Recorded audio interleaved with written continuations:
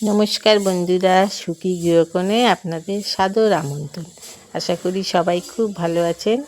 আজকে বানাবো রাধা বল্লভী, তাই পুরটাকে বানিয়ে রাখছি।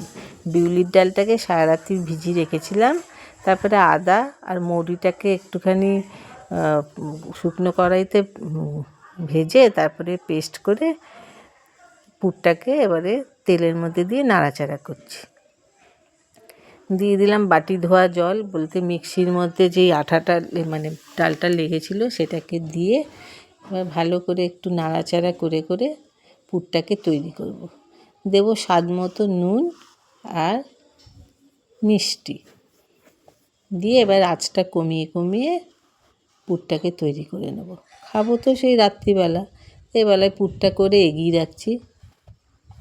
আর সাথে কড়াইশুঁটি দিয়ে আলু দিয়ে চচ্চড়ি আর একটা পনিরের রেসিপি করব, সেটা খুবই সোজা, পালং শাক দিয়ে।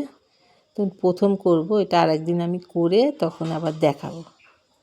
পুরটা মোটামুটি হয়ে এসছে, এই যে লেগে লেগে যাচ্ছে, সারা কড়াই জুড়ে শুধু পুর হয়ে গেছে। এবার নামিয়ে নেব, আবার দেখা হবে রাত্রিবেলা। এসে গেছি বন্ধুরা রাত্রিবেলায়, আবার গরম গরম ভেজে সবাইকে পাতে দিয়ে দেবো। দেখি ফোলে কি না, ফোল ফোল করে যাচ্ছি আমি। আর রুটি, লুচি, পরোটা, তারপরে এই রাধা বল্লভী, কড়াইশুঁটি, কচুরি ঠিকঠাক করে যদি ভাজা না হয় আর ফোলা, এই যেমন লুচি, রাধা বল্লভী, কচুরি, রুটি, এগুলো যদি না ফোলে তাহলে মনে হয় দূর জিনিসটা ভালোই হলো না। যাক, ভাজা ভোজা এক এক করে ভেজে নেব। একটা ভাজা হয়ে গেছে, এটা ভেজে সবাইকে পাতে দিয়ে দেবো।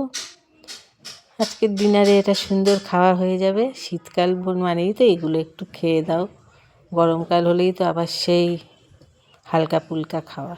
আজকে এই দিয়ে ডিনার বন্ধুরা। সবাই খুব ভালো থাকবেন, সুস্থ থাকবেন। আর একটা নতুন ভিডিও নিয়ে আবার দেখা হবে। ততক্ষণ সবাই সবার খেয়াল রাখবেন। Good night.